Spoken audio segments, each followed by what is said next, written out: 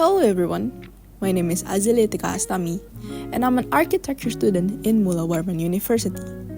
Before we start, I do have a question. Have you ever seen this image before?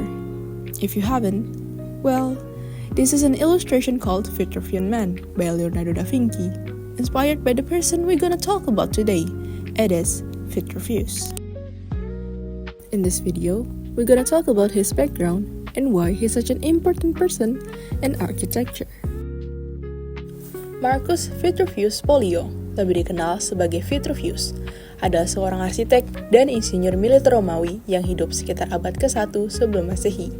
Ia lahir antara tahun 80 dan 70 sebelum Masehi di Italia dan dikenal terutama melalui karyanya yang terkenal, The Architectura, atau dalam bahasa Inggris On Architecture, yang ditulis sekitar tahun 30 hingga 20 sebelum Masehi. Karya ini terdiri dari 10 buku yang membahas berbagai aspek arsitektur, teknik konstruksi, serta ilmu pengetahuan terkait seperti matematika dan juga astronomi.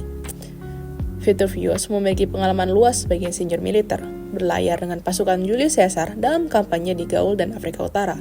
Selama karirnya, ia membangun beberapa struktur penting, termasuk sebuah basilika di Fano Fortunae yang sekarang disebut sebagai Fano, dan terlibat dalam proyek-proyek aqueducts. Meskipun sedikit yang diketahui tentang kehidupan pribadinya, tulisan-tulisannya mencerminkan pemikirannya yang mendalam mengenai proporsi dan hubungan antara arsitektur dan tubuh manusia, yang kemudian menginspirasi banyak seniman dan arsitek di masa depan, termasuk Leonardo da Vinci.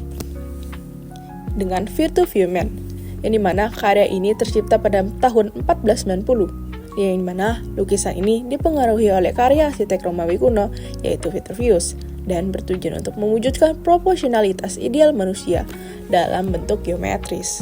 Karya The Architectura tidak hanya menjadi panduan bagi arsitek Romawi, tetapi juga berfungsi sebagai sumber penting bagi pemahaman tentang arsitektur klasik. Vitruvius menekankan bahwa bangunan harus memiliki 3 prinsip utama, yaitu firmitas atau kekuatan, utilitas atau fungsi, dan terakhir ada venustas yang dimana berarti keindahan. Pengaruhnya terus terasa sepanjang sejarah, terutama selama era Renaissance, ketika banyak ide-ide Vitruvius diadopsi kembali oleh para arsitek modern. Dengan demikian, Vitruvius dianggap sebagai salah satu tokoh paling berpengaruh dalam sejarah arsitektur. Hanya itu yang dapat saya sampaikan, dan terima kasih.